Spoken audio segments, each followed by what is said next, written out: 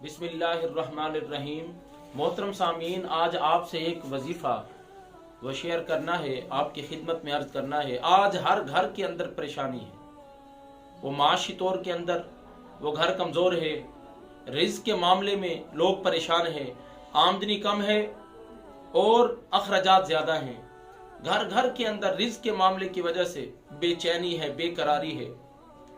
रमज़ानुल मुबारक के सदक़े वसीले से उलमा ने एक ऐसा वजीफा बयान फरमाया है कि जो कोई इस वजीफे को रमज़ानुल मुबारक की 29वीं शब को ये करेगा तो अल्लाह रब्बुल इज़्ज़त इस वजीफे की बरकत से उसके रिज़्क़ हलाल के अंदर इतनी वुसअतें, इतनी बरकतें, इतनी रहमतों का नज़ूल फरमाएगा कि कभी भी रिज़्क़ के मामले में वो घराना परेशान हो ही नहीं सकता।